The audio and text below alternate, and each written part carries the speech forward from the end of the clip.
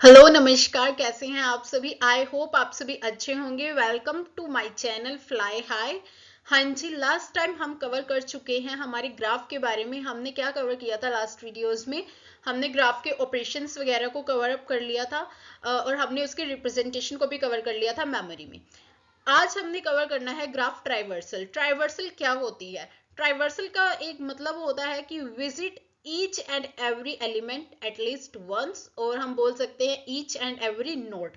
Node क्या होती है? आपकी आपके वर्टेक्स को ही हम क्या बोलते हैं? हमारी नोड। तो देखो इसमें भी वही लिखा है, visiting and updating each vertex in a graph is called traversal. Traversal का यही मतलब होता है। नेक्स्ट हमारे पास जो ग्राफ है उसके अंदर हमारी ट्राइवर्सल से दो तरह से हम परफॉर्म कर सकते हैं। The first one is BFS। BFS stands for breath first search and the second one is DFS। DFS stands for depth first search. हम इन दो तरह से अपने ग्राफ को क्या कर सकते हैं? ट्राइवर्स कर सकते हैं। अब हमने इन दोनों को वन बाय वन क्या करना है? Discuss. The first one is breath first search. देखो ब्रेथ फर्स्ट सर्च के अंदर क्या होता है, आप अपने ग्राफ को किस तरह से ट्राइवर्स करते हैं? हॉरिजॉन्टली। हॉरिजॉन्टली का मतलब क्या होएगा? यहाँ पे आपने क्या एक्स एक्सिस पे जो आपका होता है उस तरह से अपने ग्राफ को क्या करना है? ट्राइवर्स करना है। एक आपका होता है वर्टिकली। वर्टिकली इट मीन्स आपका होएगा जो वाई एक्सिस पे लाई करता है, ठीक है, उसे हम बोलते हैं वर्टिकली।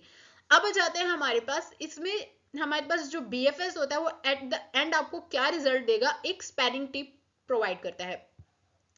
अब what is the term spanning tree? Spanning tree क्या होता है? देखो इसमें आएगा अ ग्राफ विदाउट लूप्स। मतलब आपका वो ग्राफ जिसमें क्या होंगे? लूप्स नहीं होंगे, उसे हम बोलते हैं स्पैनिंग ट्री। जब आप अपने BFS की हेल्प से, BFS एल्गो की हेल्प से अपने ग्राफ को ट्राइवर्स करोगे तो लास्ट में आपको एक स्पैनिंग ट्री मिलेगा, ठीक है। हम इसमें कौन सा क्यू डेटा स्ट्रक्चर को यूज करते हैं? क्यू डेटा स्ट्रक्चर कौन सा होता है जो हमारे कौन से प्रिंसिपल को फॉलो करता है? FIFO, FIFO, FIFO. अब देखो फीफो क्या होता है। देखो फीफो जो होता है हमारे पास, इसका ये स्टैंड करता है हमारे लिए first in first out. It means जो पहले आया है वही पहले जाएगा, ठीक है। हमारे इस प्रिंसिपल को फॉलो करता है हमारा Q.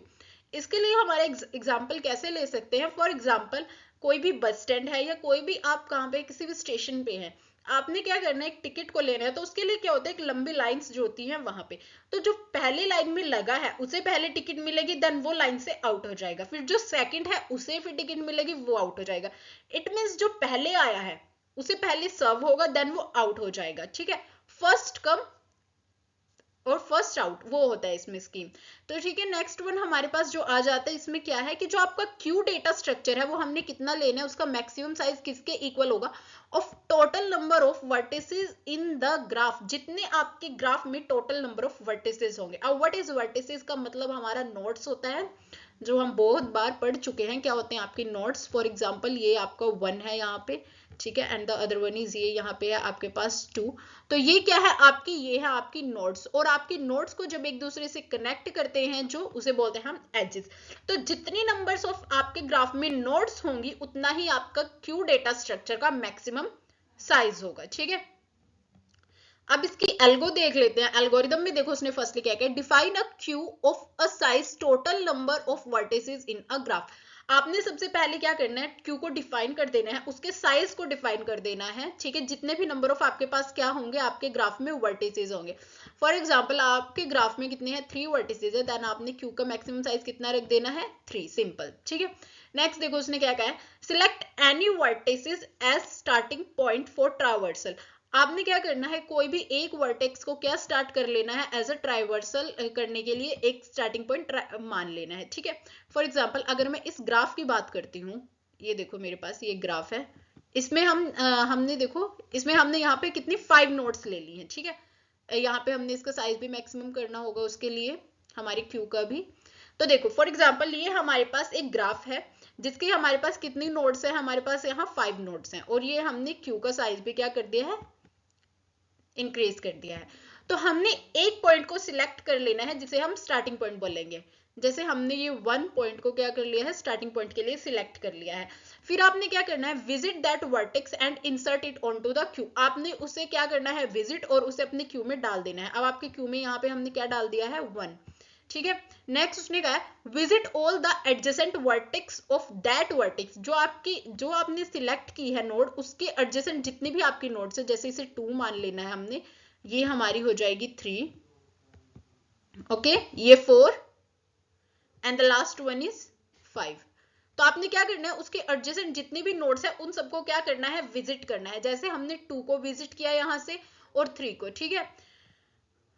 which is in the front of the queue which is not visited and insert them onto the queue। देखो यहाँ पे क्या किया है उसने, हर एक नोड को पहले विजिट किया। जैसे 2 को कर लिया हमने, 2 को मैंने कहाँ डाल दिया, अपने क्यू में डाल दिया। फिर 3 को किया, 3 को भी मैंने कहाँ डाल दिया, अपने क्यू में। अब मेरे क्यू के टॉप में क्या है, 3, ठीक है। तो अब मैंने 3 की जो एडजेसेंट नोड्स है उन्हें विजिट करना है इसी तरह से। देखो 3 की एडजेसेंट कौन सी है, 4th स्टेप में देखो उसने क्या कहा है, when there is no new vertex to be visit from vertex at the front of queue।